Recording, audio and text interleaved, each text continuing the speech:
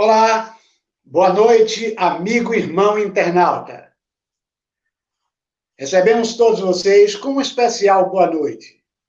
Boa noite da 33ª Semana Espírita de Nazaré, que tem acontecido desde a segunda-feira, dia 3, e se estenderá até a próxima sexta-feira, dia 7, sempre às 19 horas, aqui neste canal, no YouTube, da Sociedade Espírita José Petitinga, da cidade circunvizinha de Santo Antônio de Jesus, que está abrigando nesta plataforma o evento 33ª Semana Espírita de Nazaré.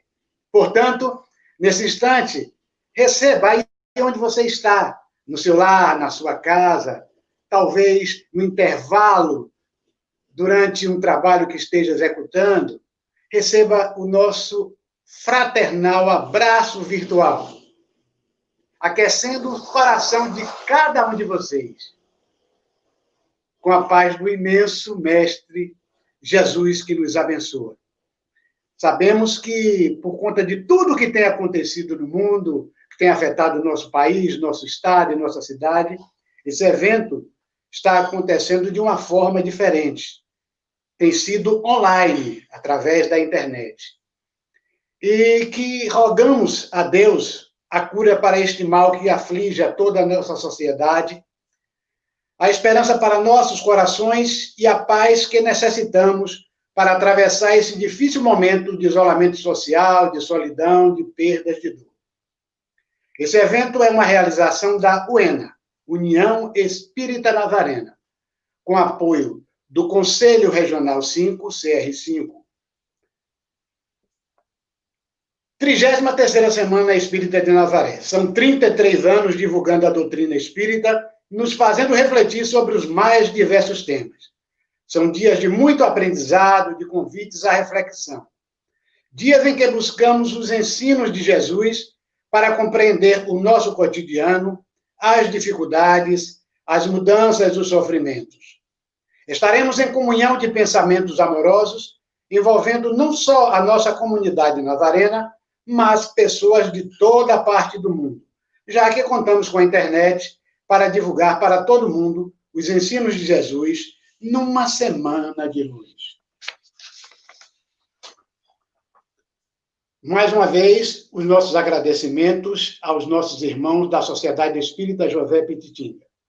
O canal é o SEJP. Estamos também pedindo a você que a proporção que os nossos palestrantes estiverem discorrendo a respeito do tema que será aqui apresentado, registrem os seus likes e aproveite também para fazer a sua inscrição no canal. O tema central desta 33ª Semana Espírita de Nazaré é Jesus, o Educador de Almas. É no lar que os espíritos se reencontram, sob o mesmo teto, na condição de pais, filhos e irmãos. Nesse ambiente, são oferecidas as oportunidades de novo aprendizado moral, possibilitando aos reencarnados exercitarem no campo afetivo a fraternidade, a solidariedade, enfim, os sentimentos derivados do amor. Assim, a função educadora e regeneradora da família é extremamente delicada e importante, quando se atribui à reencarnação a oportunidade de ascensão na escala evolutiva através de novas experiências no campo intelectual e moral. Coerente com essa visão, afirma Emmanuel, a melhor escola ainda é o lar, onde a criatura deve receber as bases do sentimento e do caráter. Nesse instante, nós convidamos a você que está em casa nos acompanhando, a todos, para a nossa prece inicial. Ela será regada ao som mavioso que nos envolve nesse instante.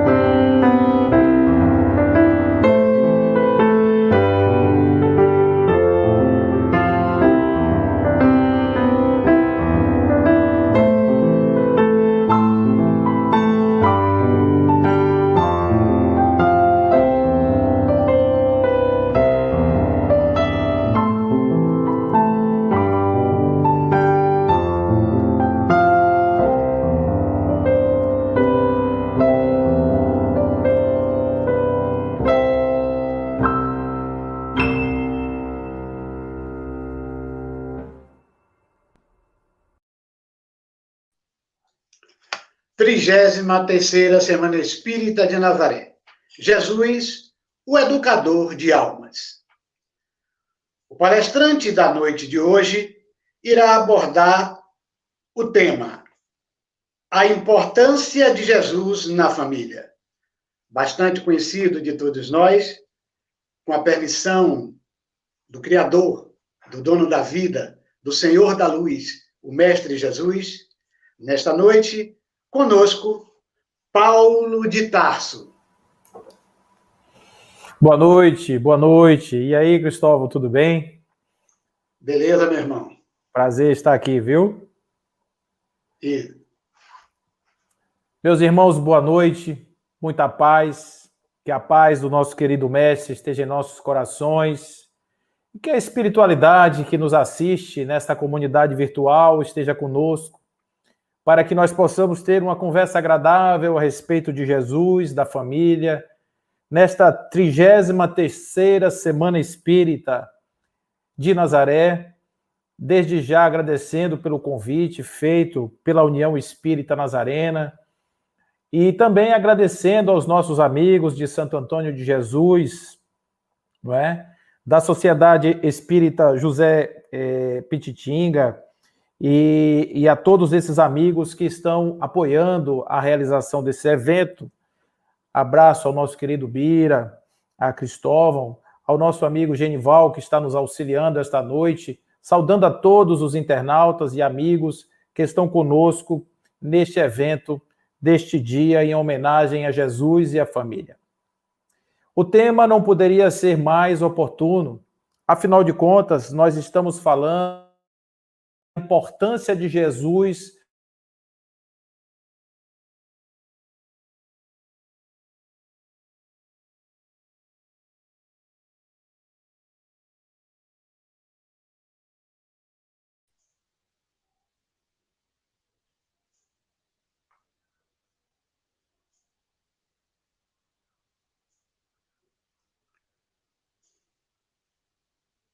Nossa. Estava há muito tempo assim, mudo?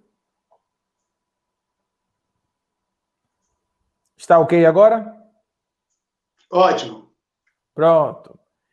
Então, gente, vamos começar, né? Teve aí uma situação aí com o microfone. Então, agradecendo a todos os nossos amigos, internautas, queridos irmãos que estão conosco esta noite. E nós estamos aqui mais uma vez para falar sobre Jesus e sobre a família. Falar sobre este grande manancial. Será que realmente Jesus é importante para nós no contexto familiar? Será que Jesus traz alguma contribuição importante para a família, sobretudo a família do século XXI, essa família pós-moderna, toda diferente, toda cheia de sofisticação? Quando a gente vai e viaja no tempo, nós vamos analisar que a família do século XX sofreu mudanças muito profundas, sobretudo a partir da década de 50. Nós temos a memória de que, antes desse período, a família era tradicional, a família era calcada em bases sólidas, bases muito firmes, e que as pessoas, de certa forma, estavam vivendo nesse contexto familiar, obedecendo a um conjunto, uma hierarquia, um conjunto de regras e preceitos ético-morais muito bem estabelecidos, e, sobretudo, trazidos em grande parte pela própria religião, que sempre foi uma fonte muito importante de conhecimentos éticos, de procedimentos, de conduta moral.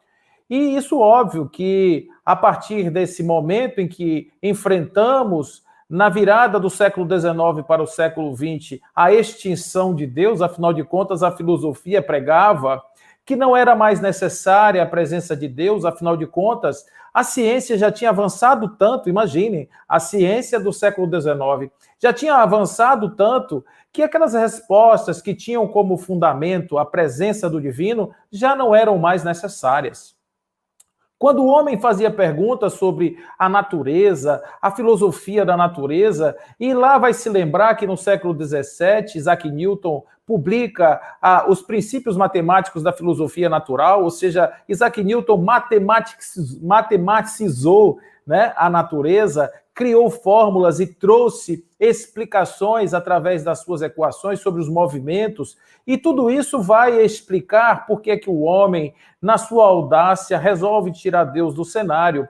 Ao ponto de Laplace, quando foi convidado por Napoleão a apresentar a sua tese a respeito dos planetas, e Napoleão pergunta assim: senhor, eu ouvi, gostei muito das suas explicações, mas eu não consegui ainda perceber aonde Deus entra nessa explicação, e ele diz: nós não precisamos dessa hipótese. Esse é o homem do século XIX. É o homem que tem o pensamento racional, positivo. A França de Auguste Comte é que vai dar origem, vai ser o berço do espiritismo. Essa doutrina nasce como filosofia científica ou como ciência filosófica dentro de um ambiente extremamente frio racional. Né? Foi necessário que Allan Kardec rompesse com essa grande barreira para poder inserir o espiritismo dentro de um modelo de pensamento e aceitação pelas classes mais esclarecidas. Mas a virada do século XIX para o século XX nos trouxe um grande vazio existencial. Quando nós analisando o livro O Homem em Busca de Si Mesmo, né, fazendo análise desse livro, e vendo lá Rolomei falar que o grande problema do homem do século, da década de 20 do século passado, era o vazio existencial, e diz assim, mas o vazio existencial não é do ano, né, da década de 20 do século 21? Né? Não, ele está apontando que desde 100 anos atrás, o vazio existencial já está na sociedade, pululando na cabeça das pessoas. O que aconteceu com a família? Bom, primeiro a gente precisa entender, do ponto de vista sistêmico, o que é uma família. A família é um microcosmo que repete ou que sintetiza, ou que configura, que desenha o macrocosmo que é a sociedade. Então, a família é uma espécie de espelho da sociedade.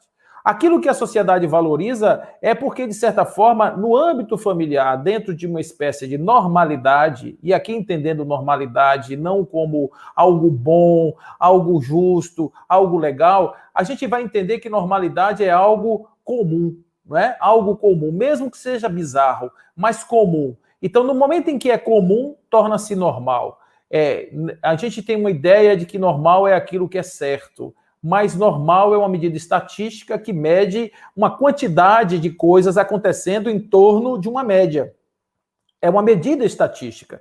Então, normal é isso. É por isso que Jean-Yves Leloup, Roberto Crema e Pierre Weil vão escrever um livro muito interessante chamado de Normose, a doença da normalidade. São pessoas que, vivendo no normal, esse normal que é considerado hoje o comum, adoecem, porque o normal este normal, ele traz doenças, ele traz consequências existenciais muito profundas. Então, lá no início do século XX, nós vamos ter um homem que começa a fazer uma grande transição para o estado de liberdade, porque viver sob a contenção de princípios ético-morais muito rígidos fez o homem lobo do homem, né? Esse grande homem que tinha uma pulsão por dentro, que ele tinha uma vontade de existir, uma vontade de dar vazão à sua libido e tudo mais, que foi o campo de estudo de Sigmund Freud. Esse homem foi dando gritos de liberdade. E gritos de liberdade para poder romper com essa grande couraça de procedimento ético que defendia o modelo tradicional da família. Então, quem era o pai? A figura de poder. Observe na sociedade quem era o líder da sociedade, alguém que exercia um mando de poder. Um rei, um príncipe, um governante que era alguém realmente muito importante e que tinha poder sobre todos. Assim como o pai tinha o poder sobre todos dentro do clã, do microclã que é a sua família, este também teria um poder sobre a grande sociedade, que seria aquela estrutura, não é, que daria, vamos dizer assim, que abrigaria todos esses microcosmos, essas famílias em seu seio, em seu conjunto. Então, observe que à medida em que esses modelos sociais foram passando por transformações, foram sendo mais livres, foram estabelecendo mais direitos para as pessoas, Assim também, no âmbito da família, isso passou a ter também uma importância, passou a ser um agente também de transformação muito significativo.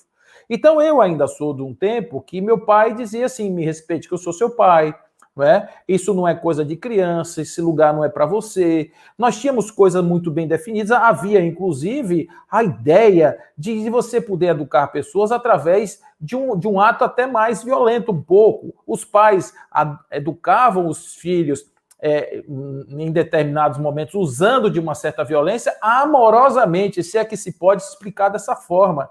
Não é porque eles não tinha raiva, existia ali uma preocupação com o futuro, existia uma preocupação se aquele menino ia dar certo, se aquele menino ia dar para o bem, se aquele menino ia ser encaminhado. Eu estou falando menino, mas a menina também entrava no mesmo cenário, embora neste tempo houvesse uma espécie de redoma em torno da mulher, porque embora a mulher não tivesse direitos, ela tinha algumas vantagens, né, se é que a gente pode chamar assim, dentro desta relação, porque havia ali uma espécie de quase um endeusamento da mulher como fonte de vida, como aquela rainha do lar, como aquela que seria a grande mentora educacional de sua prole, seria, portanto, um grande driver, um grande direcionador da moral dos filhos. Então havia ali esse contexto, e isso tudo, de certa forma, era contraditório ou não estava alinhado com as aspirações internas do homem lobo do homem. O homem ainda tinha que viver experiências sensoriais avançadas. A mulher também contida, coitada, ela não podia ter direito sobre o seu próprio corpo, não podia exercer a sua sexualidade, ela não podia ter a liberdade de escolher os parceiros que seriam os seus companheiros emocionais. Não. Muitas vezes recebia aquela pessoa na porta de casa, esse é seu marido, tu vai casar com esse aqui. A pessoa tomava um susto, né, inicial, porque e tinha que aceitar, às vezes era uma pessoa agradável, às vezes não. Então isso tudo fazia parte de um processo cultural que tem muitos defeitos. Mas tem uma saudade, porque quando a gente olha para trás, a gente diz, naquele tempo, tudo era melhor, tudo era maravilhoso, tudo era perfeito. Mas nós nos esquecemos que o passado é um lugar que nós nos refugiamos muitas vezes do presente dolorido, do presente das contradições, porque o passado ele pode ser moldado da forma que a gente quiser. A gente tira as coisas ruins do passado, aumenta as coisas boas, cria um ambiente, e até aquelas surras que nós tomávamos no passado, nós lembramos sorrindo. Naquele tempo que era bom. Eu ia tomar um banho de rio, quando voltava, minha mãe pegava, dava uma surra na gente, aí a gente se escondia debaixo do armário e não sei o quê. Conta isso como se fosse uma aventura legal, mas na época era bem desagradável. Então, esse conjunto de coisas, né, essa pressão endógena na família, fez com que esse mecanismo se movimentasse em nome de uma liberdade e, consequentemente, de um afastamento das pessoas. As pessoas se afastaram. Por quê? Porque num determinado momento, nós nos esquecemos que as famílias são entidades sistêmicas muito sensíveis. As famílias não são um bando de pessoas. Não. As famílias são, num primeiro conjunto, até bando de pessoas. Mas no segundo conjunto, nós já podemos analisar ali, há um psiquismo envolvido. As pessoas trocam energias psíquicas umas com as outras em relação à sua convivência. Há um conjunto espiritual também ali. Há uma egrégora de passado, presente. Há um desenho de futuro. Há uma série de coisas envolvendo uma família. A família não é um agrupamento eventual de pessoas. Então, quando a sociedade se acha no direito de fazer mudanças na sociedade, mudanças na família, como se as famílias fossem adaptáveis, fossem assim facilmente adaptáveis, as consequências advêm. E aí, claro, com todas as implicações que nós estamos aí agora já presenciando. Então, observe o que aconteceu depois da década de 50. Nós tínhamos uma família que era papai, mamãe, os filhos, tal, tudo certinho e etc. Com o advento das liberdades individuais, a mulher ganhou tudo, quase tudo, e está conquistando merecidamente o seu espaço na sociedade cada vez mais. O homem, por sua vez, ele perdeu o seu pátrio poder, ele perdeu, através da própria Constituição, a estrutura das leis brasileiras, por exemplo, foi tirando do homem esses super direitos e fez com que esse homem caísse numa vala comum de ser um componente dentro de casa, que continua fazendo o provimento material muitas vezes, mas aquela ideia de que ele é o manda-chuva, que faz e acontece, isso não mais acontece. Isso não tem mais o significado. Os filhos, por sua vez, eles sendo super estimulados nesse processo da liberdade, a cada geração nova, eles ganham ápice de liberdades e vão se tornando pássaros cada vez mais livres, difíceis de serem colocados na redoma da autoridade. Qual é a consequência disso? Bom, a consequência disso é que, de novo, os seres humanos, assim como as famílias, são estruturas complexas. Nós não podemos trazer para o ser humano um cenário novo de mudanças muito rápidas, repentinas, sem imaginar, né, que isso aí seria um grande erro, imaginando seria o grande erro de que não haveria ali consequências como hoje nós conseguimos verificar. Então, quais são as consequências no âmbito da família? A dissociação familiar, a quebra dos acordos, as traições, as questões do que estão ali, o abandono dos filhos, as separações que acontecem geralmente de maneira muito traumática. Isso acontece no âmbito da família com as suas implicações que eu vou comentar com vocês a respeito delas. Do ponto de vista individual, síndrome do pânico, depressão, esquizofrenia, muitas coisas que estão acontecendo hoje, acometendo doenças que estão acometendo as pessoas por conta de relacionamentos parentais mal resolvidos. Haja vista que para resolver essas questões foi necessário que se criasse uma lei que regula as relações parentais para poder justamente inibir ou coibir aquilo que é chamado de alienação parental, porque as dissensões, os divórcios, as separações não são amigáveis, são litigiosas, porque envolve um aspecto de passionalidade que leva ao crime, que leva ao uso das crianças, dos filhos, como instrumentos para ferir o outro. Eu digo isso aqui, vou deixar essa frase aqui nesse momento, para a gente poder não esquecer: não faça do seu filho uma arma, a vítima pode ser você. Então, na sociedade pós-moderna, dificílimo equalizar um ambiente que é uma estrutura aberta, é um sistema influenciado de todas as partes e que vai se ajustando e por dentro tentando resistir de alguma forma e fazendo os seus bloqueios, mas as mudanças são prementes, vêm de todo lado, a sociedade hipermediática vem para cima da família, mudando tudo e a família vai se perdendo, os elementos vão se soltando e falta... Embora tenhamos os tijolos, que são os espíritos encarnados que estão juntos, nós não temos o cimento, nós não temos o projeto, nós não temos a base, nós não temos o fundamento. Há uma diferença de você ter a liberdade anárquica e a liberdade projetada. São totalmente diferentes. A liberdade anárquica é qualquer um por qualquer um por qualquer coisa. Cada um por si e a amizade continua. Cada um se acha no direito de exercer sobre o outro, usar o outro como se o outro fosse uma espécie de balde para receber as dejeções levadas por aquele espírito sem nenhum cuidado para dentro do lar, como se o lar fosse uma grande fossa que pudesse receber qualquer tipo de excrementos. E, ao mesmo tempo, cada um se acha no direito de fazer juízo do outro e criar aquelas barreiras intransponíveis para uma encarnação. Isso é um projeto de liberdade sem direcionamento, sem uma estrutura, sem um objetivo finalístico. Ao passo que você, construindo uma sociedade humana, aonde os objetivos finalísticos são muito bem estabelecidos, aonde você tendo uma meta a ser alcançada, você tem instrumentos norteadores do dia a dia, dos passos, do caminhar dessas pessoas, claro que isso vai trazer uma perspectiva de procedimentos, de conduta muito, muito diferenciada.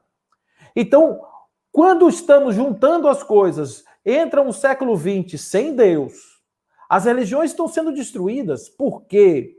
Porque na sociedade pós-moderna não se admite mais o conto da carochinha lá de trás, que você dizia qualquer coisa e as pessoas acreditavam. Não, agora não. Aquela ideia do positivismo, não, melhor dizendo, da ciência positiva e da razão positiva do século XIX permanece cada vez mais, porque agora eu tenho o Show Me, eu tenho o Me Mostre, que é o Google. Eu entro lá e procuro saber. Vem cá, teve dilúvio? Não teve. Então, peraí, por que você está dizendo que teve um dilúvio e eu não tenho nenhuma evidência de que esse negócio aconteceu sobre a Terra? Teve uma chuva que aconteceu numa região, mas isso não afetou a Terra inteira. Então, hoje está cada vez mais difícil você impor uma verdade fazendo aquilo que antigamente se falava a respeito de você crer, né? Como dizia Tertuliano, eu creio mesmo que seja absurdo. Hoje não dá mais para isso. Eu creio desde que você me convença de que esse negócio é verdadeiro. Então, observe que as crenças não são mais possíveis de serem usadas como dogmas. A verdade é libertadora, porém, se não houver um pacto de família, uma estrutura, consciência, sobretudo dos pais, num primeiro momento, para estruturar o lançamento dos seus filhos no mundo a partir de bases sólidas e fundamentos de valores que sejam diferentes da anarquia, sejam até livres, autônomos, pessoas capazes de enfrentar este mundo louco, livre, este mundo líquido de coisas incertas, mas com altivez de caráter, de personalidade, de firmeza do espírito, para poder justamente caminhar nessa estrada com os pés firmes no chão. Então observe que família, nesse contexto do tempo presente, é algo que, se nós não estivermos atentos às mudanças, nós vamos ter problemas. Vamos ter problemas. Então, aquela situação, me respeite porque eu sou isso, eu sou aquilo, não tem mais o mesmo efeito. Não funciona mais. Ao mesmo tempo, a criança que é educada com bases e com valores, esta criança consegue reconhecer a finalidade dos seus pais. E uma relação amorosa se cria por um ambiente fraternal de valores calcados no amor. E não nos interesses, na concupiscência da matéria. O mundo de hoje é um atrator telúrico de grande intensidade. Porque por todos os lados as luzes piscam, nos convidando para os bares, para os lupanares, para as diversões fáceis, e a televisão dentro de casa também induzindo um pensamento, um comportamento que é de meia dúzia, mas que quando entra numa cadeia de milhões, se torna uma grande rede mental e, através dos princípios que já nos foram apresentados, através do campo das ressonâncias mórficas, lá por Rupert Sheldrake na década de 80, nós temos que entender que essa ideia do campo mental, na medida em que nós somos bombardeados por uma influência constante dessas informações, nós seremos também um dia impactados de tal forma que a nossa pergunta será: será que esse valor realmente é bom? Será que eu não estou sendo careta? Será que isso não é legal? Será que eu tenho que jogar fora essa camisa aqui do bom moço e ir para a bandalheira viver a minha vida? Gozar dos prazeres da vida até a desencarnação das células do corpo. Então, é uma coisa que está aí, não é uma invenção, é algo presente, é algo claro, é algo objetivo. Onde entra Jesus nessa história? Bom, primeiro que o Evangelho, o Novo Testamento, ele tem duas maneiras de ser visitado dentro do ambiente da compreensão, trazendo dali os ensinamentos que vão realmente tornar o Jesus consolador e realmente trazer de Jesus o empoderamento do homem que faz com que ele enfrente qualquer situação adversa com altivez, com felicidade e amorosidade, pensando no desenvolvimento do espírito. O evangelho ele pode ser visto no modelo tradicional, que eu vou chamar de evangelho 1.0. Esse evangelho 1.0 é o evangelho da fé, é o evangelho da devoção, é o evangelho do louvor, é o evangelho do amor, da dedicação, porque afinal de contas o Cordeiro veio e deu a sua vida para nos salvar. Ele deu o seu sangue, ele foi morto na cruz para que os nossos pecados fossem redimidos e por isso nós precisamos louvar a Jesus, amamos a Jesus, viva Jesus. Esse é o Evangelho 1.0. É bom? É ótimo. Existem espíritos que necessitam do Evangelho 1.0. Mas como tem nesse mundo espíritos do Evangelho 1.0? Ele é lindo, porque quando você está no meio dessas pessoas, você fica emocionado também, porque há uma egrégora positiva de amor, de dedicação, de vontade, de fé, de estrutura. Há realmente uma verdade naquilo que está sendo dito. Agora existe o Evangelho 2.0.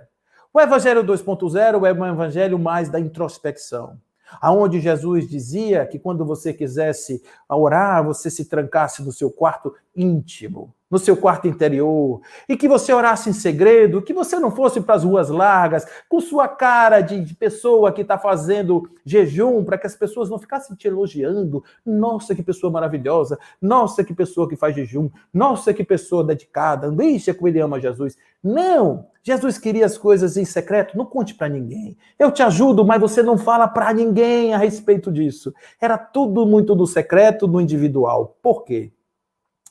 Porque Jesus, através, sobretudo, de João, que é o evangelho, a cereja do bolo do Novo Testamento, vai nos trazer um Jesus que empodera as pessoas e diz, de forma muito clara, a hipocrisia, ela só ajuda a superfície. A hipocrisia só ajuda a passagem na terra àqueles que não têm os olhos de ver as grandes planícies do reino dos céus. Porque a hipocrisia funciona. Eu posso fingir que sou bom, eu posso agradar pessoas, eu posso abraçar pessoas e dentro de casa nós podemos viver uma falsa amorosidade. No fundo, o que interessa é o dinheiro, o que interessa são as posses, o que interessa, os valores não são de forma nenhuma disseminados naquele ambiente. Apenas e tão somente a ideia da família feliz da propaganda de margarina, que tira fotografias belíssimas ali no Facebook, no Instagram, para deixar os vizinhos com inveja, os amigos também. Nossa, que família feliz. Então, esse ambiente da hipocrisia, Jesus diz de forma absolutamente clara que ele não funciona quando nós estamos falando a respeito das grandezas do Espírito. A única coisa que importa, do ponto de vista amoroso do Evangelho, é que nós tenhamos a capacidade de nos transformarmos em seres de luz, nos transformarmos em sal da terra, sermos capazes de mudar a vida uns dos outros, abrindo os nossos braços e acolhendo os feridos, os leprosos, os caídos, expulsando os demônios, ressuscitando os mortos, fazendo com que aqueles que já perderam a esperança pela vida tenham olhos de ver um novo caminho, se levantem, caminhem em direção à sua própria luz. O Evangelho 2.0 é o Evangelho do empoderamento, é o evangelho do renascimento, é o evangelho do reencontro, é o evangelho onde você consegue beber naquela água e não ficar imaginando que um anjo vai descer pela janela da sua casa e vai te tirar daquele lugar. E você pode ficar sentado no sofá com sua Bíblia aberta que aquilo tudo vai se resolver. Não vai se resolver enquanto nós não tivermos uma postura de pedir, de procurar e de bater. Pedir, procurar e bater. Quem pede, deseja. O desejo é um móvel da ação. E para isso nós temos que encontrar o caminho. E o caminho é dado pela força, pelo bater, pelo andar, pelo botar o pé no chão, pelo se levantar, pelo ir em direção à vida. O Evangelho nos convida à vida através da verdade que liberta. A vida em abundância. E não a vida na pasmaceira. Perdidos no mundo pós-moderno. O mundo de hoje é maravilhoso, gente. Tem tecnologia, olha aqui, ó, a gente falando numa onda internetiana, aqui para centenas, amanhã para milhares de pessoas, e fica aqui gravado para que outros possam amanhã também ouvir a nossa conversa. Isso é graças à tecnologia, é graças ao mundo, é a este mundo que a gente fala tanto mal. É graças a ele também que nós temos outras facilidades na nossa vida. E à medida em que o homem vai evoluindo tecnologicamente, vai evoluindo a sua intelectualidade, ele vai buscando, conforme assim nos dizem os espíritos, vai buscando a sua espiritualidade. São as duas asas do anjo. A intelectualidade de um lado e a moralidade do outro. A intelectualidade puxa os questionamentos de ordem existencial e, consequentemente, a moralidade advém desse conceito, porque no fundo de toda a realidade da vida exige a moral do amor, a moral da integração com o divino. Existe essa possibilidade de nós estarmos aí com Deus, vivendo neste grande mar divino, inseridos no mar divino, caminhando com ele de braços dados e de mãos dadas para um futuro glorioso que é o Espírito angelical, que sai das sombras, que sai da luz para a sua elevação maior no plano de Deus. Olha que coisa linda. E é assim que nós podemos ver. Porque esse Evangelho 2.0, ele foi esquecido durante quase 2000 anos, gente. Ele foi colocado com forma magistral por Jesus. Quando João registra seu evangelho, haviam 100 anos passados do nascimento de Jesus. Deste ano, de 100, 110 mais ou menos, quando João coloca esse evangelho da verdade, a verdade que liberta, o caminho, a verdade e a vida em nossas mãos, e a partir daí todo o manancial da vivência, da experiência da Casa do Caminho, de homens como Paulo de Tarso, o de verdade, e Agostinho de Hipona, e São Francisco de Assis, né? E Santa Teresa d'Ávila, e muitos outros, São João da Cruz, Juana Inês de la Cruz, e tantos outros mártires, pessoas que compreenderam a mensagem de Jesus e foram viver isso. No seu tempo, claro, cada um no seu tempo, uma alma grandiosa, mostrando ao ser humano que é possível, quando se deseja, seguir aquilo lá, sem necessariamente ser alijado dos prazeres da vida, da felicidade existencial. Então, quando a gente olha para esse momento que nós estamos vivendo agora, é um momento pós-moderno, é um momento que as famílias estão perdendo o sentido. Não, nós perdemos o rumo, não foram as famílias. Famílias continuam. As pessoas continuam nascendo pela união amorosa de outras pessoas e agora até pessoas do mesmo sexo estão se juntando, estão adotando filhos para serem os seus continuadores, etc., com todas as implicações, etc., que o futuro poderá nos trazer ou não, de repente, não. Mas a gente ainda não sabe, é tudo muito novo. Mas o fato é que as pessoas ainda buscam umas às outras para conviverem juntas. A gente esqueceu de que nós somos aglomerados espirituais. A gente esqueceu que nós somos espíritos que fizemos pactos através das nossas energias, através das nossas comunhões mentais, nós nos aglutinamos em famílias para podermos resolver as coisas do passado. Sobretudo, os próximos são aqueles com os quais nós temos as maiores pendências. E por isso nós precisamos estar atentos. Nós não precisamos ficar olhando para fora. O mundo lá fora é lindo, mas aqui dentro existe uma realidade libertadora, porque enquanto eu não conseguir reconstruir as pontes que foram destruídas entre nós, e que no lugar das pontes, às vezes até com os mesmos tijolos das pontes foram construídos muros, enquanto nós não destruirmos esses muros para reconstruirmos as pontes e estabelecermos a unidade, nós não estaremos concluindo a nossa missão. Seremos apenas crianças tolas passeando numa loja de doces e assim, de vez em quando, pegando um bombom ou outro, experimentando, sentindo o doce na boca, sem poder realmente entender que ali existe um caminho libertador para todos os espíritos. Família é algo absolutamente sagrado. Não se brinca com família. Quem quiser destruir família, saiba que está destruindo a humanidade. Está condenando a humanidade ao seu fracasso existencial. Porque os seres humanos já foram, isso já é matéria de ciência, isso não é uma matéria de religião, é matéria de ciência. Existem casos de pessoas com problemas sérios por conta de relações mal resolvidas com seus pais.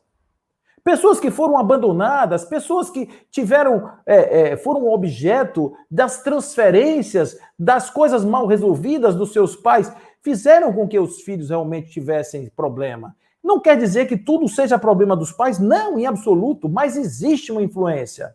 Assim como a sociedade que agride uma família e que alia aquelas pessoas a terem a condição de sociabilidade mínima, está condenando aqueles espíritos também a terem dificuldades na sua existência.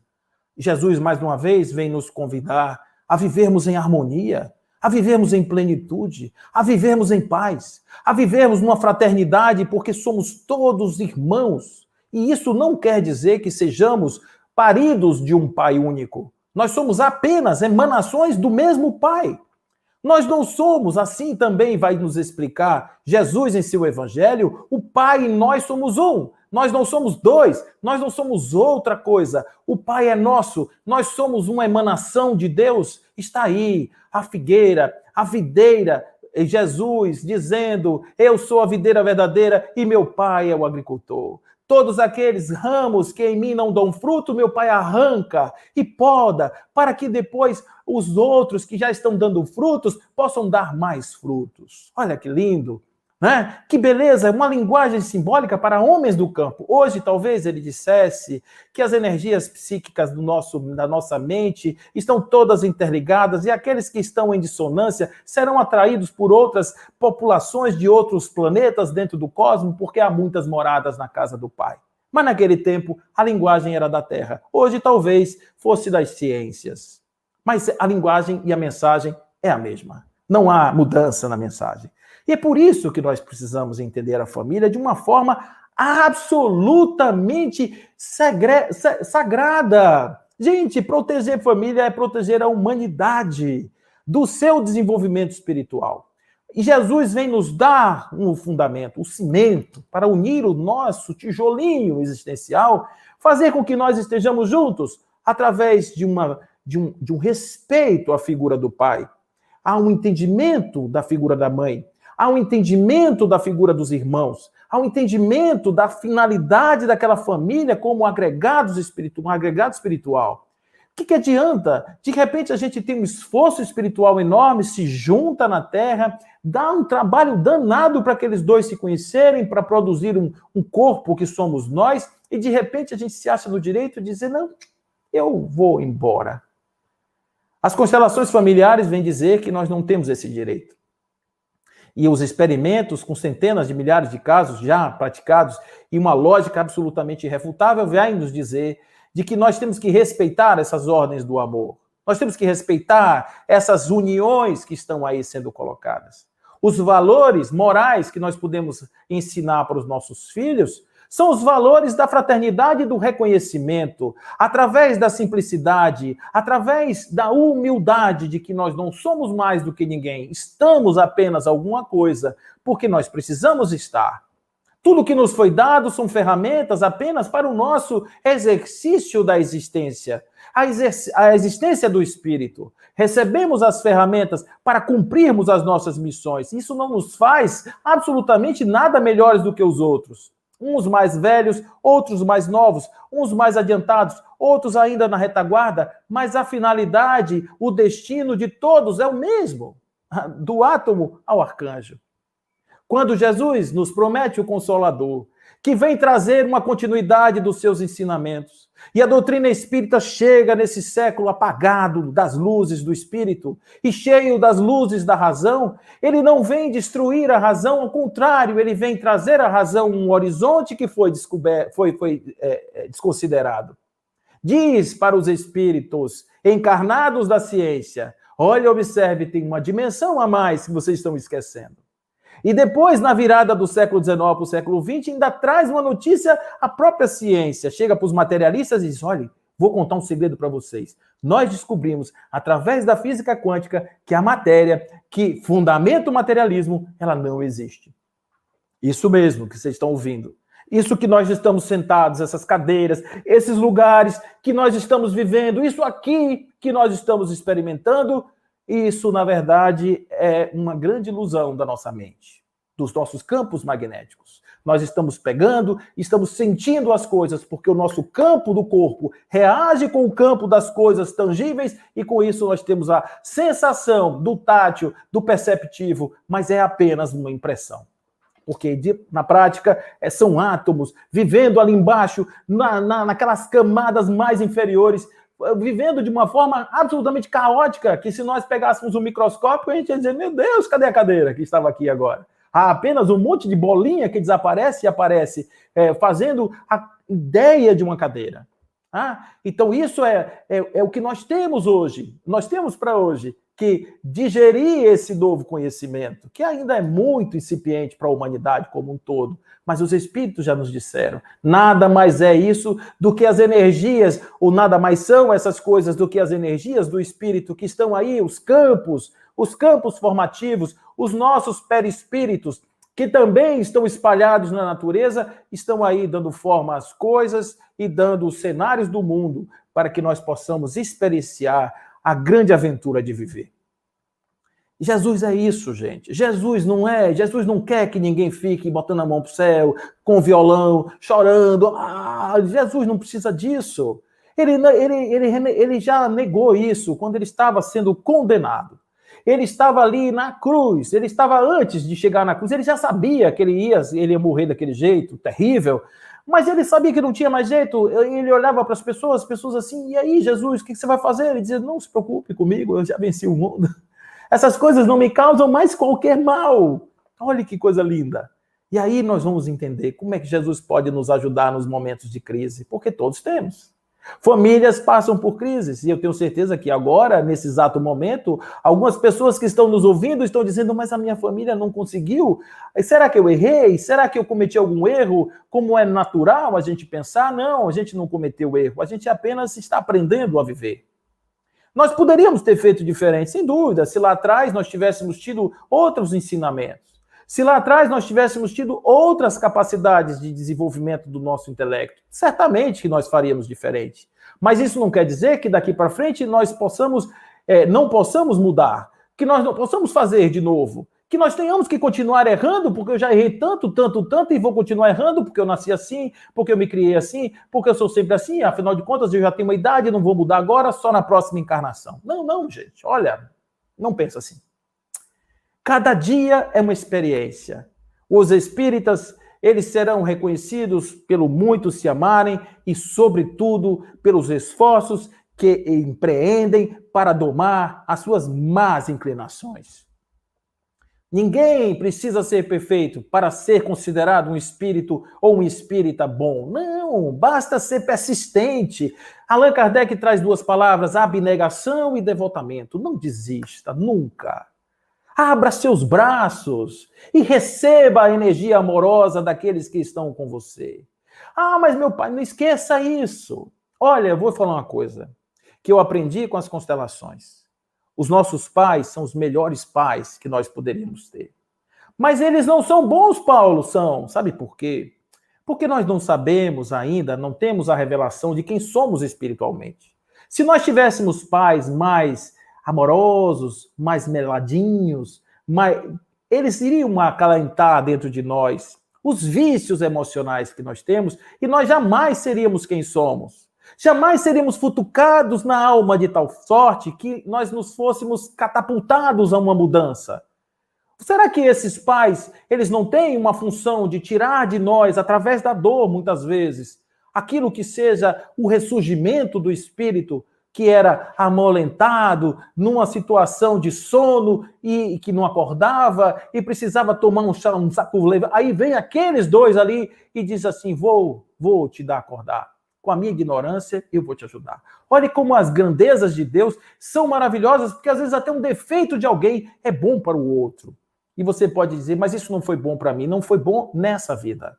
Não foi bom nessa experiência. Não foi bom nessa expectativa que você tinha de receber uma família maravilhosa e não recebeu. Às vezes você foi até abandonado. Mas isso realmente era uma coisa importante para que você conhecesse outros lugares, para que você adquirisse autonomia. Já pensou nisso? Deus não abandona seus filhos. Deus dá oportunidades aos seus espíritos, às suas emanações espirituais, para que elas se desenvolvam, porque nossa única finalidade aqui nessa terra é evoluir, é nos tornarmos espíritos grandiosos, nos tornarmos seres de luz. Por isso nós estamos aqui, gente. Nós não estamos aqui de passagem, nós estamos aqui para curtir a night, né? Ganhar um Vale Night. Nós não estamos aqui pelo Vale Night, nós estamos aqui pelo Vale Life. A life eterna do Espírito, a vida eterna do Espírito. É para isso que nós estamos aqui. Abrace aos seus. Olhe com amor. Quando Jesus nos pede para nós pensarmos nos três amores, eu queria convidar vocês a pensar neles. Será que Jesus disse assim, ame Deus primeiro, depois você ama você? Porque se você amar você, você será capaz de amar o outro. Não foi isso que ele falou, gente. Observe. João, a unidade, eu e o Pai somos um. Vamos nessa linha.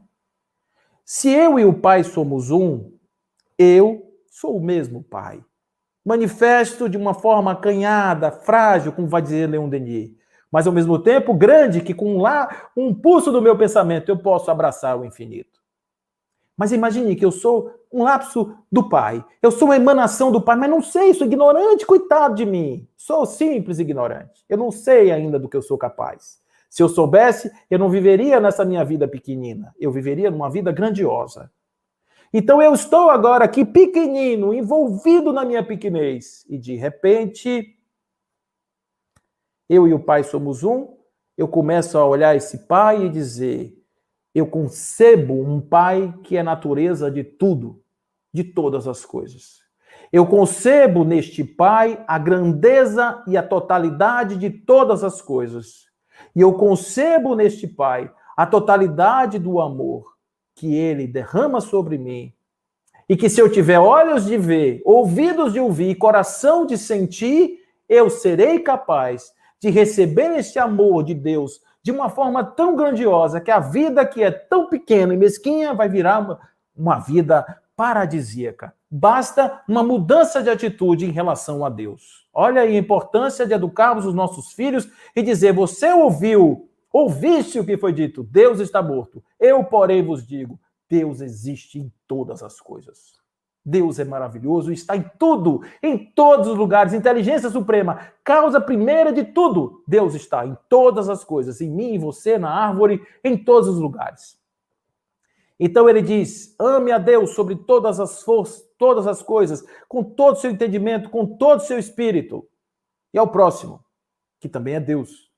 Porque se eu conseguir enxergar Deus no próximo, eu já tenho uma noção amorosa de Deus, eu sentirei por este o mesmo amor, porque estou falando da mesma coisa, com aparências diferentes. Por isso ele diz, apesar de todas as coisas, indo além das capas das aparências, das aparentes contradições. O outro, eu e Deus, somos a mesma emanação amorosa, com a ignorância que nos reveste da diferença da separatividade ilusória de nós todos. Somos apenas a mesma coisa.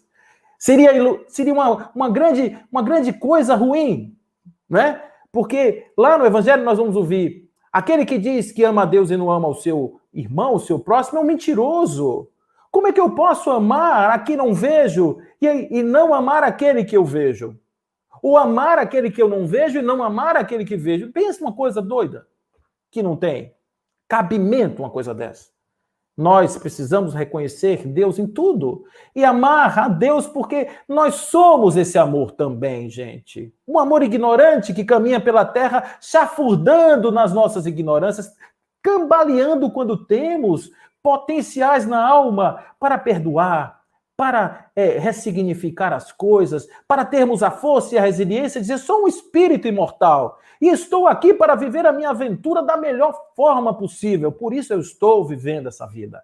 Por isso eu agradeço a Deus todos os dias. E pelo sol, pela chuva, pela noite, pelo dia. Agradeço a Deus por tudo, absolutamente, porque Ele foi maravilhoso em me colocar aqui, e me colocar com aquele pai, me colocar com aquela mãe e com aqueles irmãos.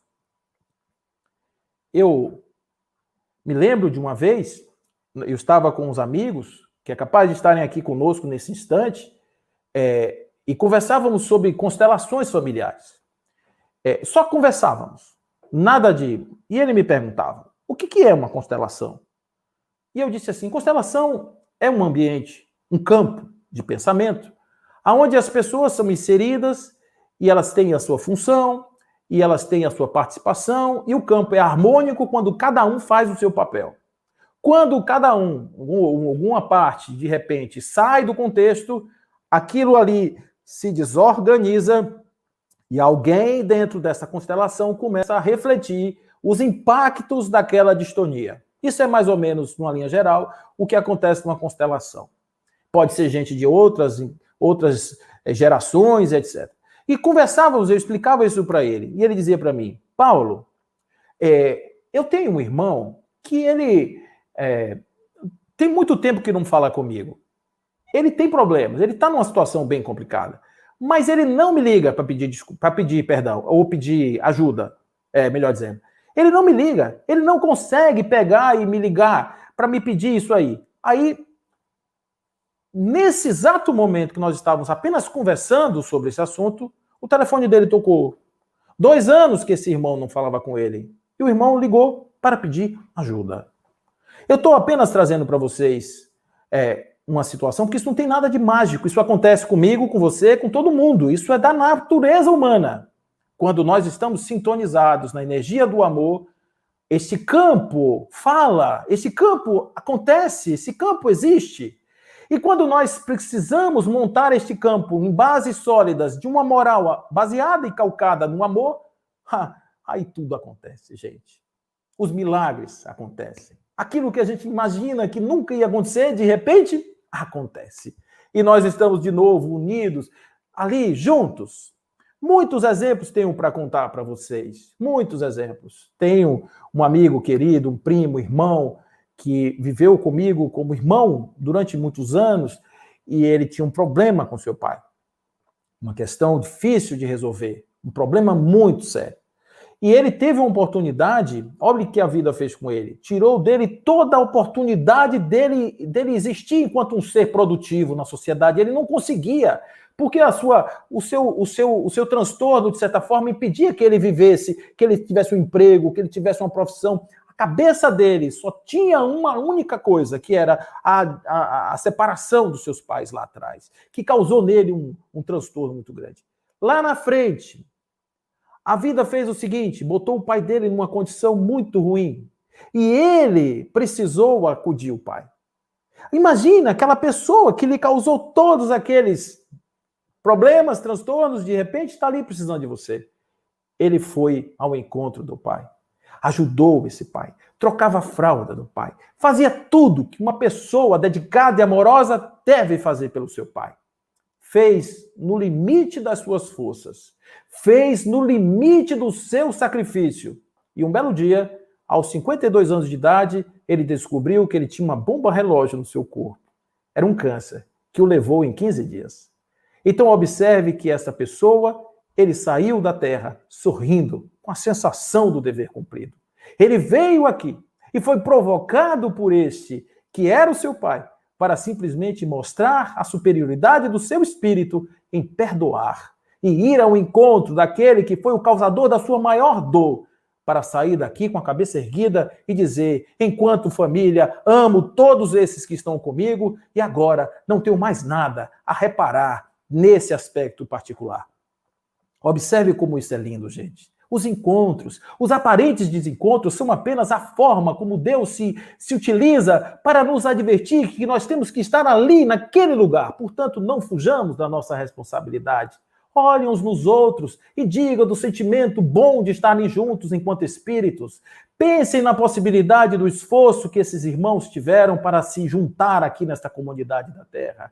Vamos lembrar de Jesus quando estivermos ensinando aos nossos filhos os valores das pessoas, o respeito ao semelhante, a que nós não temos diferenças e que as coisas materiais são coisas feitas para o tempo, porque elas vão passar e nós vamos passar também, e nós não podemos nos apegar àquilo que passa, senão nós vamos sofrer. E termos a certeza de que nós não somos abandonados por Deus, que nós temos Deus no nosso coração nos enchendo de amor e fazendo com que nós sejamos fortes e vigorosos para enfrentar quase que qualquer como na existência carnal. Isso é Jesus em nossas vidas, por isso ele consola. Ele não consola porque bota no colo, porque carrega no colo, ele faz simplesmente dizer para nós, eu e você somos um. Se você acreditar em mim, se você confiar em mim, você vai fazer as coisas que eu faço e muito mais.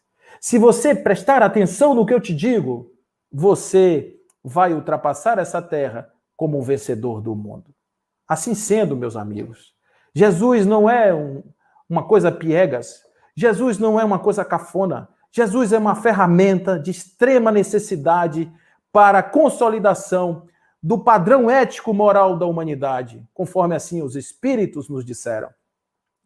O homem encarnado pode ter em Jesus o modelo e guia, a referência maior que um homem pode chegar aqui na carne. Porque ele é o modelo e guia da humanidade. Porque já foi o espírito mais perfeito que já pisou aqui entre nós. Receber lições e aprendizados deste homem em comum é algo maravilhoso que nós não podemos dispensar. Não é religião, gente. Religião, Jesus não tinha. É sabedoria, é código de vida, é ensinamento de coisas boas que podem engrandecer a alma e fazer com que as pessoas até escolham os seus caminhos. Não quer ser testemunho de Jeová? Seja. Eu quero ser pentecostal? Vá ser. Eu quero ser espírita? Vá ser. Eu quero ser do candomblé? Ótimo. Eu quero ser... Ótimo. Cada um siga o seu caminho. Mas as bases e os fundamentos do espírito para a tomada de decisão, Jesus é o melhor caminho. E as famílias de pessoas que estão imbuídas do laço do amor são famílias mais funcionais. São famílias que funcionam. São estruturas que resistem ao tempo, às mudanças e permitem aos seus terem liberdade para voar. Eu quero que os meus filhos sejam passarinhos e voem para o mundo, para que não se choquem com os muros das adversidades. Que não sejam atacados pela impossibilidade de lidar com as adversidades. Não. Eu quero que os meus filhos caminhem na vida com a cabeça erguida, porque Jesus lhes disse que eles teriam um telos, um direcionamento, que é a casa do Pai Celestial. Assim como todos nós. Vamos trazer, se assim não está, Jesus para a nossa casa, para o nosso lar, para a nossa evangelização, como Jesus 2.0. Porque o de 1.0, a humanidade, ela desgastou um pouquinho o nosso amigo. Nós temos ainda muito a conhecer do Jesus, do Evangelho 2.0. Nós temos muito a fazer isso. E a família do mundo moderno clama por indivíduos saudios, indivíduos felizes, indivíduos sóbrios, que tenham a capacidade de enfrentar o mundo com todas as questões do mundo, os sabores do mundo e a maravilha do mundo. O mundo, a Terra, é muito bom, é maravilhoso viver nesse planeta, é maravilhoso estar aqui com todos, é maravilhoso estar encarnado, é maravilhoso cumprir missões, é maravilhoso saber que somos trabalhadores de Deus, que estamos aqui para desenvolver. Quando Allan Kardec pergunta por que Deus impõe ao espírito a reencarnação, a resposta é: Deus lhes impõe a reencarnação com o objetivo de fazê-los chegar à perfeição, e para que, compreendendo desta forma, eles possam assumir a parte que lhes cabe na obra da criação. Somos trabalhadores de Deus, vivendo para nos acudir uns aos outros e nos trazer e nos lembrar sempre do que nós estamos fazendo aqui. Por isso, nessa semana espírita maravilhosa, falar de Jesus e da família para nós é sempre uma alegria muito grande.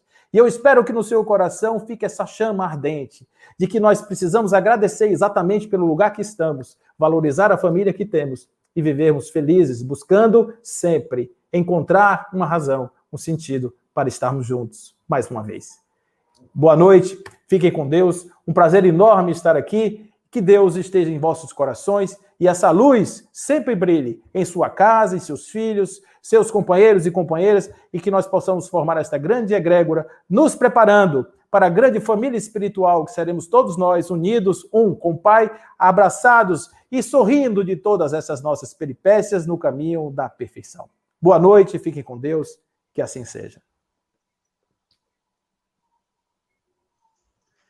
Assim está acontecendo a 33ª Semana Espírita de Nazaré. Jesus, o educador de almas, tema central do ano de 2020, com a noite maravilhosa que estamos tendo na presença de Paulo de Tarso, abordando o tema A Importância de Jesus na Família. Mas, quando aquele tempo vier, conhecerei completamente, assim como sou conhecido por Deus. Agora, pois, permanecem essas três coisas: a fé, a esperança e o amor. Porém, a maior delas é o amor. Narrativa trazida na carta de Paulo o apóstolo, nos convidando a conhecer mais o amor Jesus. Paulo de Tarso, conosco nessa noite, nos sacudindo, nos elevando para reconhecer o amor. O amor que aprendemos aqui, através dessa explanação maravilhosa trazida por Paulo de Tarso, é a resposta que nós passamos a você, Paulo. Esse público que te assiste, todos os internautas, um amor de coração, um amor fraterno, um amor de verdade, um amor de respeito ao próximo. Portanto, sou portador de todos esses teus irmãos que lhe acompanharam e te acompanham nesse instante, para dizer-te o quanto amamos a você. É verdadeira. Que Jesus te abençoe sempre nessa jornada de evolução. 33ª Semana Espírita de Nazaré. Quero pedir a Paulo que aguarde mais um pouquinho, porque a prece final vai ficar a seu cargo. Os nossos agradecimentos, mais uma vez, à Sociedade Espírita José Petitinga, da cidade de Santo Antônio de Jesus, que nos abrigou na sua plataforma, nesse canal no YouTube, o SEJP, durante essa semana, levando para o mundo tudo aqui que está acontecendo. Os agradecimentos à Federação Espírita do Estado da Bahia, que tem sempre apoiado essa Semana Espírita de Nazaré, um evento realizado pela União Espírita Nazarena, UENA. E os agradecimentos especialíssimos, mais uma vez, a você, amigo e irmão internauta, que tem nos acompanhado todos os dias nesse evento que só nos faz crescer e conhecer um pouco mais da doutrina espírita.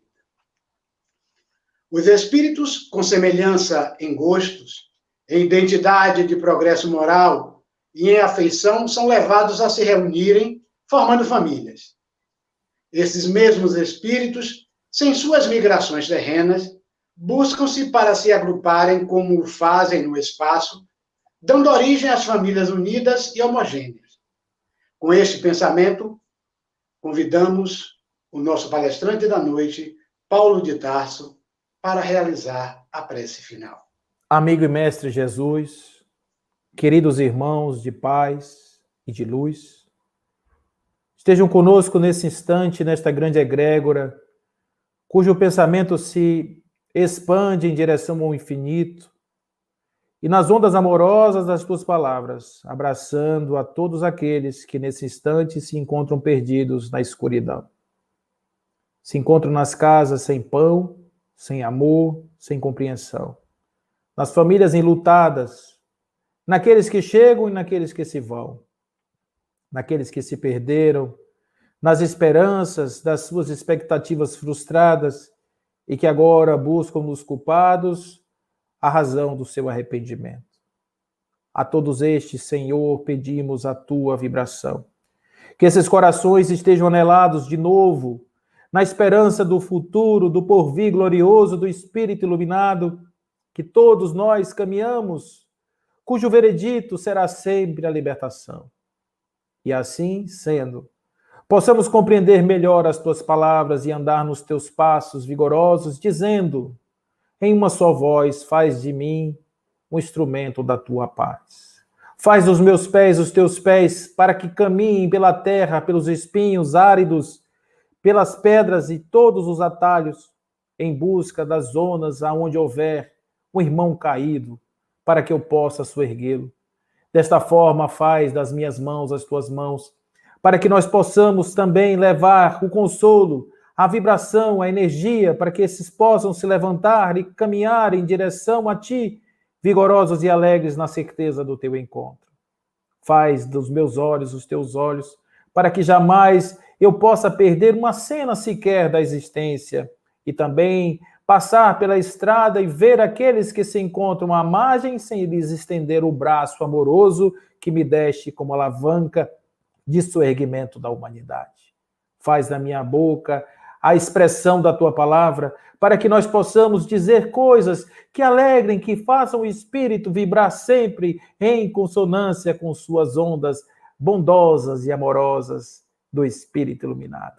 Ó Senhor, de graça, permite que os nossos pensamentos estejam sempre contigo e que nós possamos reproduzi-los em todos aqueles que estiverem conosco, para que eles também possam beber dessa tua fonte fecunda e infinita.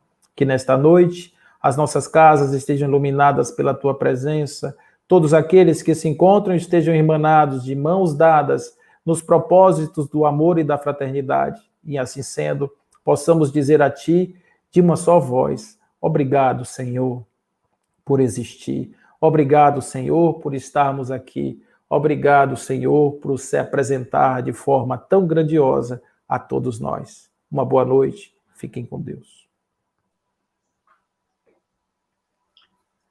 33ª Semana Espírita de Nazaré. Jesus, o educador de almas.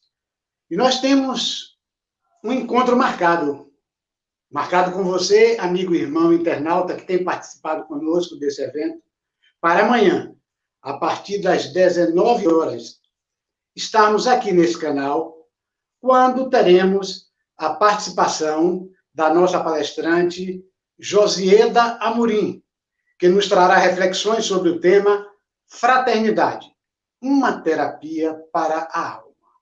Portanto, assim estamos encerrando os trabalhos desta noite, rogando ao Pai Criador de todos nós, a luz que clareia ao mundo, que nos abençoe, que guie os passos e os caminhos do nosso palestrante desta noite. Um forte abraço virtual para todos vocês, massageando esses corações com a quintura do amor que aqui aprendemos, que aqui reaprendemos. Boa noite e até amanhã.